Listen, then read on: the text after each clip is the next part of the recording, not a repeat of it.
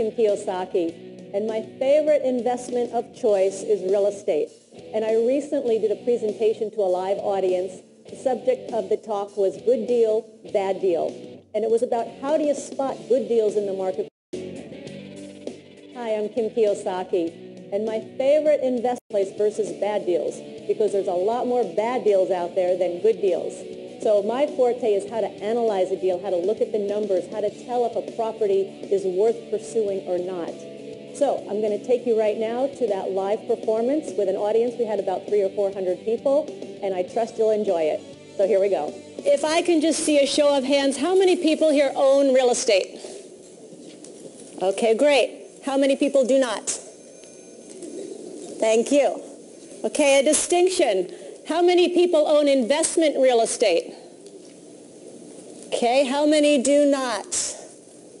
Great, thank you. Is there a difference between real estate and investment real estate? Yes. I would say all investment real estate is real estate, but not all. Okay, how many do not? All real estate is investment real estate. And I want to make the distinction because I have so many people come up to me and they said, oh, Kim, I just started investing in real estate. I went, great, what did you buy? They said, oh, I bought my home. I'm like, okay, let's separate out your investment, which is your business. Your investment real estate is business. Your home, you don't buy a home necessarily to make money quickly, right? It's an emotional buy. And so I never consider my home, or if you have a vacation home that you're just going to use, you're not going to rent it out, those are luxuries, basically. So today we're talking about investment real estate, and that is real estate that you buy with the intention of making money very quickly. Is that clear? Hello? Yes. Great, thank you. Okay, the reason I'm up here on stage today, 3 reasons actually. Number 1, my name is Kiyosaki. How many people have read the book Rich Dad, Poor Dad? All right. If for those of you who haven't, this is a must-read if anybody wants to take control of their financial lives. This was written by my husband, Robert Kiyosaki, and has been on the bestseller, New York Times bestseller list now for close to 6 years. And this is where, all of this is, Rich Dad, Poor Dad is my investment philosophy. This is my foundation. And again, if you haven't read it, please do so. So number 1. Number 2 reason I'm up here is I am somebody that knew absolutely nothing about money, nothing about investing, had no education, no training, wasn't brought up around anybody that invested in real estate. And so it was in 1989, Robert came to me and he said, Kim, it's time you start investing. I didn't even know what the word meant. All I knew is, I saw some stock shows on TV, and I said, does that mean you're supposed to buy stocks and bonds? And he's like, no. And so he began to teach me what his rich dad taught him, and then he said, okay, you're on your own. I'm like, great. So I go out there and I'm looking, and to make a long story short, my very first investment property was a little 2-bedroom, 1-bath house in Portland, Oregon. And we actually have a picture of it if you'll put it up on the screen. There it is. That's my mom on the porch. But that was my very first investment property, little 2-bedroom, 1-bath house. And I'll tell you, I was scared to death. I'm like, what if the tenant moves out? What if I made a mistake on the numbers? What if the roof leaks? What if? I studied this property for days and days and days, went over all the what you call due diligence, checking out the property up one side and down another. And the funny thing is, when it came time to close the property, I'm at the closing table, and first of all, they couldn't make out my signature because my hand was shaking so much. And then I had to come up with $5,000, which I didn't have. So I had to scramble to come up with that. So I had this check for $5,000 in my hand. And they're like, okay, now we need the money. And they couldn't get the check out of my hand. I'm like, no, I can't do it. But that property, just to give you an example, that very first property cost me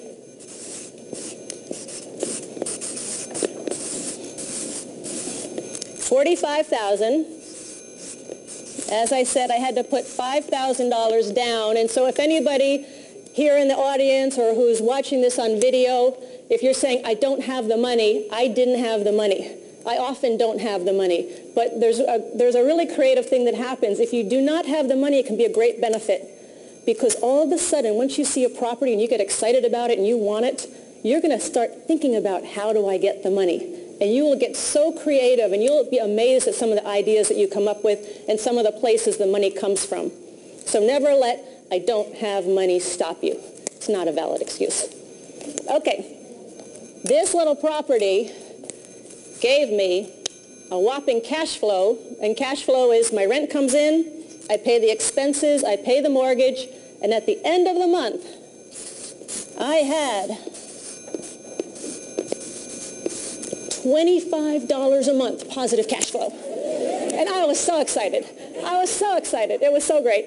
And so that was my very first deal, and that's where I really learned the fundamentals of real estate investing, because even though it was a small property, the basics of investing, the basics of running a property, of managing a property are the same. And so I kept investing, kept learning. I keep investing today. I'm investing all the time. But I wanted to show you one of my most favorite properties. This was one of my most successful real estate deals, and that's this property right here. It's a commercial property, happens to be in Phoenix, Arizona. And the beauty of this property, and let me just say one thing. I ended up with this property because of the biggest investment mistake I ever made in my life led me to this property. And I'm not going to go into the whole story, but basically I was negotiating on another property in Florida. I live in Phoenix. Didn't know the laws of Florida, thought I had to bring in an attorney, thought I had to bring in all the brokers and the experts who started negotiating this deal for me. And long story short, I lost the deal. We had negotiated for 6 months, and they call me and say, the deal's gone. I'm like, no. And I'm like, I'm not mad at the attorneys, I'm not mad at the brokers, I'm not mad at anybody except me, because I didn't trust myself to do this deal. And so I'm like, I knew how to do it. I knew what I needed to do, but I didn't trust myself. And so that night, it's like 11 o'clock at night. I'm like, I got to find the next investment. I got to find it. I'm looking through these papers. Now I'm negotiating on a deal from Phoenix in Florida. I find this property, which is this property here. Better deal, better cash flow, better financing terms, much better return on my money, and it's 2 blocks from my house. So that property, same fundamentals, same principles, just bigger numbers.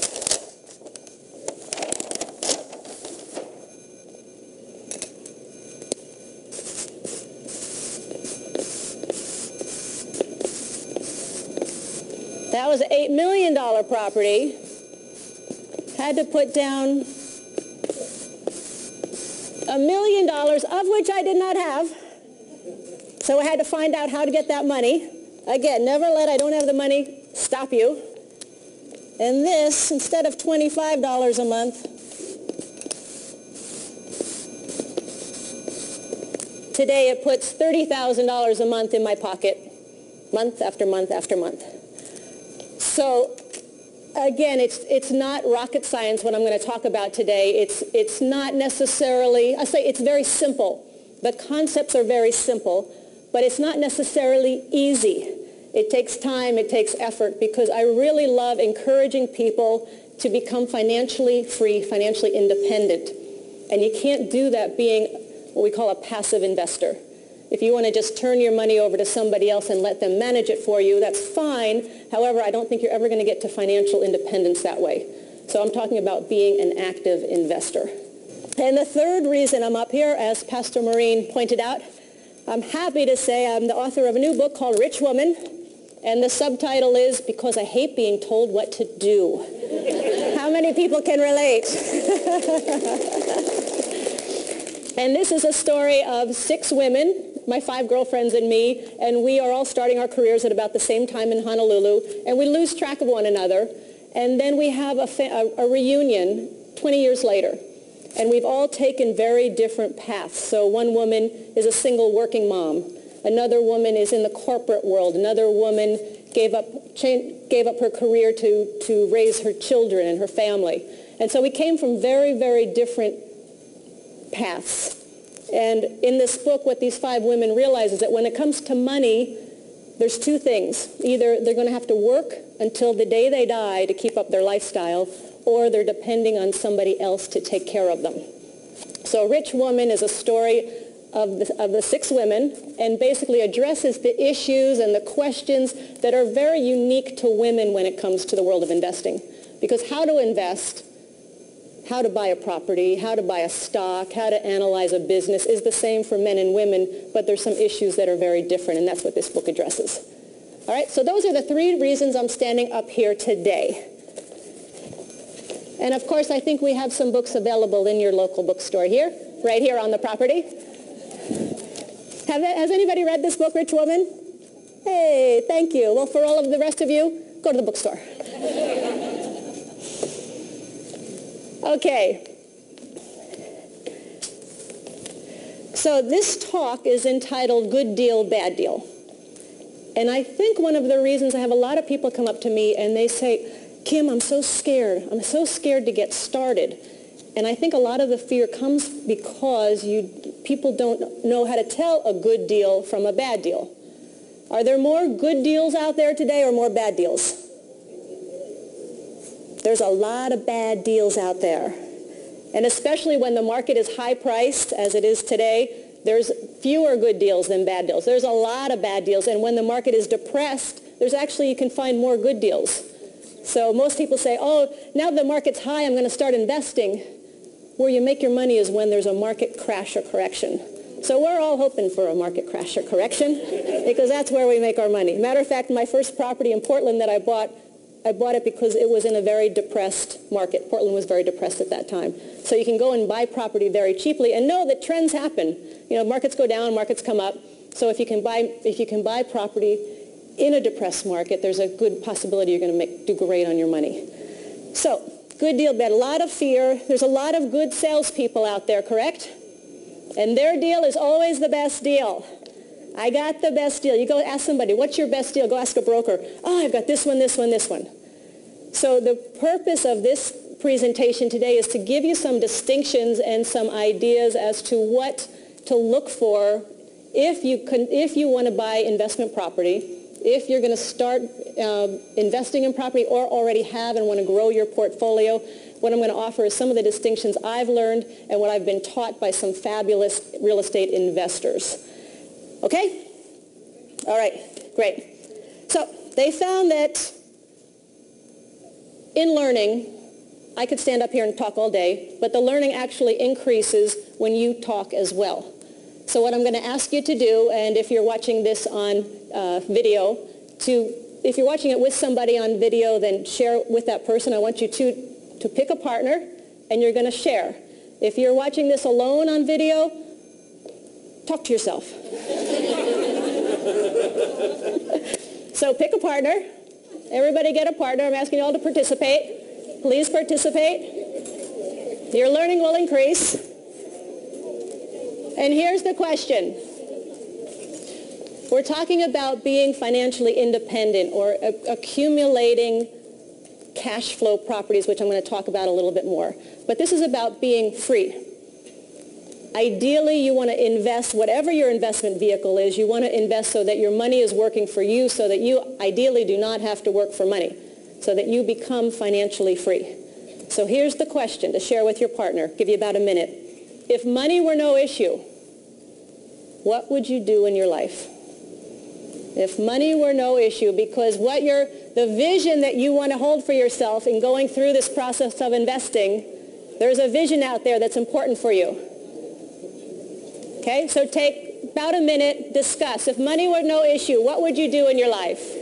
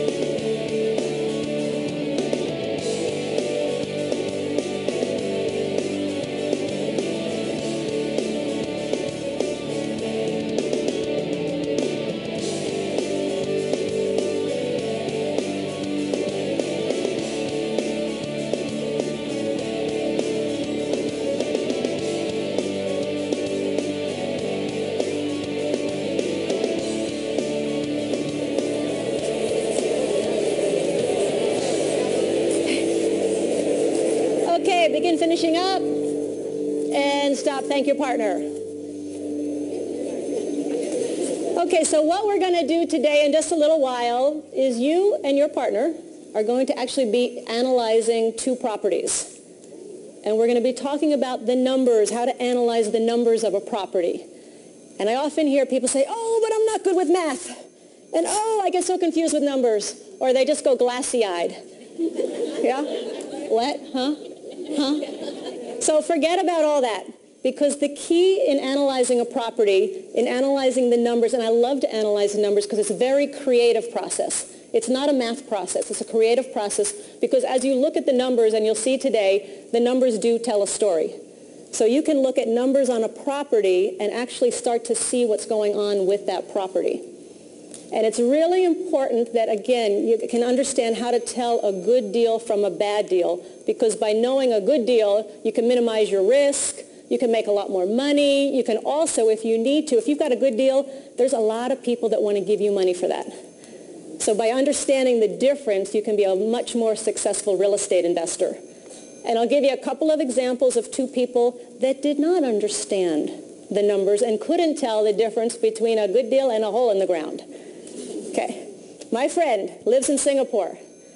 And he came to me and goes, oh, I'm so excited. I bought this property in Malaysia. Great. What's the property? Oh, it's a 6-unit commercial building. Great. How much money is it making? Nothing. Okay, you got expenses. He goes, oh yeah. You got a mortgage. Oh yeah. Well, how much money are you losing? Oh, about $7,000 a month.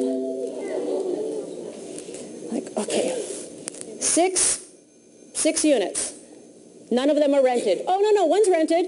One's rented. I'm like, so you must have income. He goes, oh, no, it's a church. I can't charge money to a church. So I'm like, okay. I said, I'm looking at this thing, and I finally turned to him. I said, Richard, why did you buy this property? And he goes, oh, they had such a nice glossy brochure. I couldn't pass it up.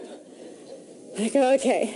So do not ever buy a property because it has a nice glossy brochure.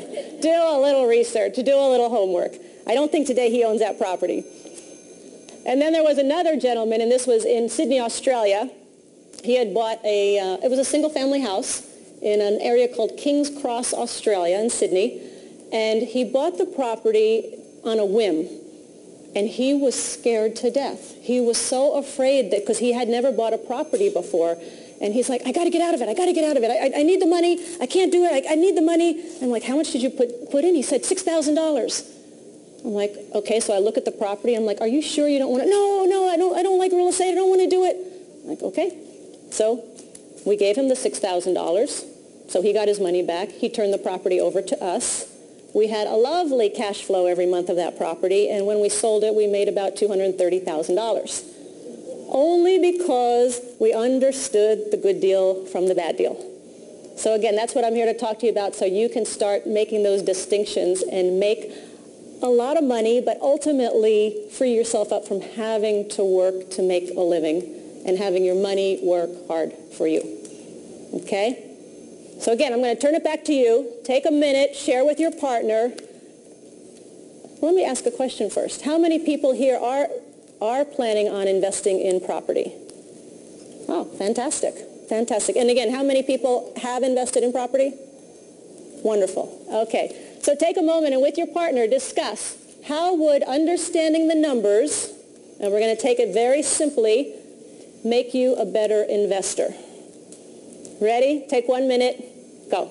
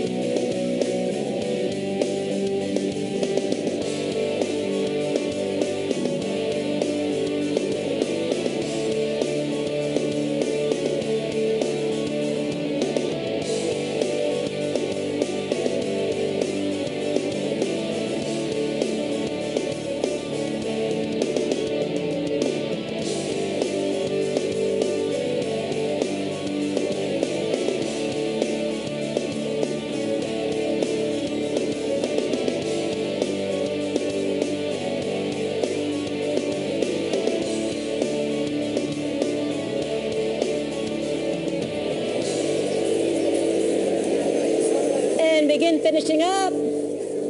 And stop. Thank your partner. If you're watching this alone, thank yourself. Okay, there's two types of ways you can invest in property, and there's so many different vehicles for property. You can buy residential property, you can buy commercial property, you can buy land, you can buy notes, you can buy apartment buildings. There's so many ways you can invest. But whatever type of investment in real estate you're going after, you're usually going for one of two things. And the first is called